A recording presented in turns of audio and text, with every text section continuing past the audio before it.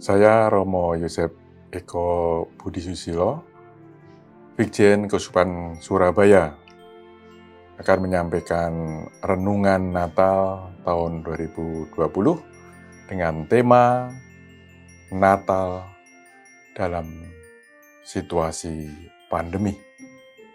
Saudara-saudara, Natal tahun kemarin dan tahun-tahun sebelumnya dirayakan dengan semangat dan sukacita, dengan perayaan yang meriah. Memang dikatakan di dalam Injil, sesungguhnya aku mewartakan kesukaan besar untuk seluruh bangsa.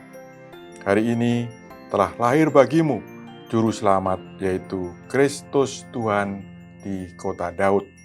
Kita bisa lihat di dalam Injil Lukas bab 2 ayat 10 sampai dengan ayat 11. Tapi saudara sekalian, Natal tahun ini dalam situasi yang sulit, dalam situasi keprihatinan, dalam situasi padang gurun, dalam situasi tirakat. Bukan hanya di negara kita, tetapi di banyak negara karena pandemi COVID-19. Dampak COVID ini sungguh tidak terduga, mengakibatkan banyak aspek kehidupan berubah secara tiba-tiba, termasuk cara peribadatan kita. Sekitar 7 bulan kita merayakan peribadatan atau misa dengan cara live streaming. Bahkan sampai sekarang belum normal seperti sebelum pandemi COVID-19. Memang sungguh-sungguh memprihatinkan. Demikian juga karena pandemi COVID-19, sudah berapa banyak orang di PHK yang mengakibatkan bertambahnya pengangguran. Banyak juga perusahaan yang gulung tikar. Keluarga menjadi bersedih karena anggota keluarganya ada yang terinfeksi virus corona ini, dan bahkan mereka sampai meninggal. Dalam situasi yang sulit ini, bagaimana kita mewartakan sukacita kelahiran Sang Raja Damai? Saudara-saudari sekalian yang terkasih, bila kita menengok ke belakang, supaya kita berbesar hati, sebenarnya orang Kristiani itu sudah terbiasa hidup dalam situasi sulit. Di dalam kitab suci, kita bisa melihat bahwa Tuhan Yesus lahirnya saja di tempat yang hina. Dan Bunda Maria ketika mau melahirkan, ia mencari tempat mengalami penolakan. Tentu ini merupakan sebuah situasi yang sulit yang dirasakan oleh Bunda Maria pada saat itu. Lebih mengerikan lagi ketika Tuhan Yesus masih bayi, nyawanya sudah diincar oleh Raja Herodes untuk dibunuh. Karena merasa diperdaya oleh orang Majus dari timur, maka Herodes marah. Ia mengatakan, lalu ia menyuruh membunuh semua anak di Betlehem dan sekitarnya, yaitu anak-anak yang berumur 2 tahun ke bawah, sesuai dengan waktu yang dapat diketahuinya dari orang-orang Majus itu. Dalam Injil Matius bab 2 ayat 16. Namun Bunda Maria dan Yosef tetap mempunyai iman, mempunyai pengharapan yang besar kepada Allah. Maka dalam situasi yang sulit ini, kejutan Natal yang memberi pengharapan adalah bahwa seorang anak lahir untuk kita, seorang putra telah diberikan untuk kita.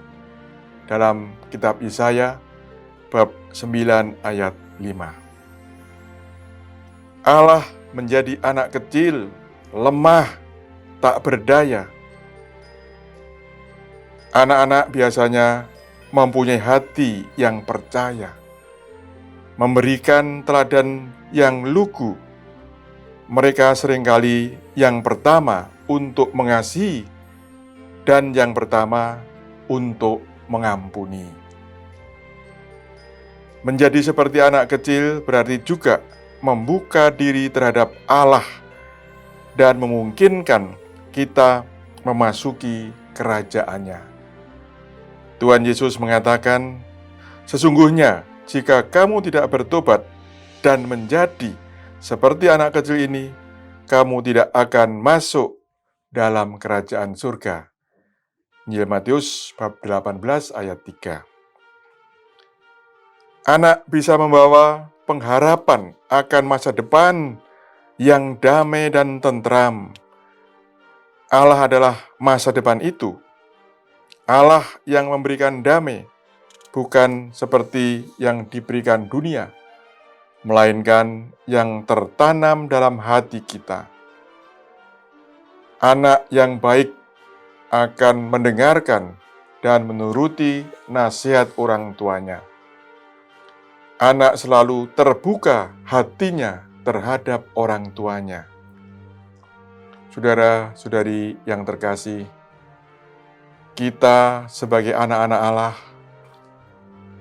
diajak untuk membuka hati kita, mendengarkan suara Tuhan.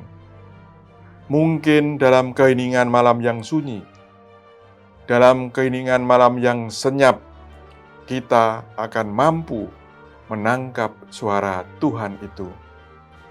Kita diajak untuk memurnikan cara kita merayakan Natal, bukan dengan hura-hura dan berburu diskon, tetapi dengan hening, dengan menghayati iman kita di dalam keluarga kita masing-masing. Biarlah kita dengan peristiwa ini, kita semakin mampu membangun relasi yang akrab di antara anggota keluarga kita. Kasih karunia Allah yang menyelamatkan dalam diri Yesus lebih bisa dirasakan di dalam keluarga. Saudara yang dikasihi Tuhan, sebagai anak Allah, kita juga diajak untuk membuka hati di dalam pengharapan terhadap kesulitan orang lain yang terdampak pandemi COVID-19 ini. Siapapun mereka itu, karena sesuai dengan ajaran gereja, kesulitan mereka adalah juga kesulitan kita murid-murid Kristus. Maka saudara sekalian, marilah kita merayakan Natal dengan sederhana dan terus membangun empati dan membantu saudara-saudara kita yang kesulitan. Tetap waspada, disiplin terhadap protokol kesehatan. Memakai masker, cuci tangan, jaga jarak aman, dan yang penting adalah kita tetap bersukacita di dalam Tuhan, di dalam mewartakan damai Kristus. Selanjutnya, di dalam situasi sulit seperti sekarang ini, marilah kita tetap setia di dalam iman serta membangun pengharapan. Semoga kita segera dijauhkan dari pandemi dan senantiasa percaya kepada Tuhan. Karena Yesus yang lahir adalah Raja Damai yang membawa keselamatan. Lambang pemerintahan ada di atas bahunya dan namanya disebut orang penasihat ajaib, Allah yang perkasa, Bapa yang kekal, Raja Damai. Besar kekuasaannya dan damai sejahtera tidak akan berkesudahan. Saudara sekalian, demikianlah renungan Natal tahun 2020 ini. Saya mengucapkan selamat Natal tahun 2020 dan selamat tahun baru 2021. Salam sehat selalu. Terima kasih.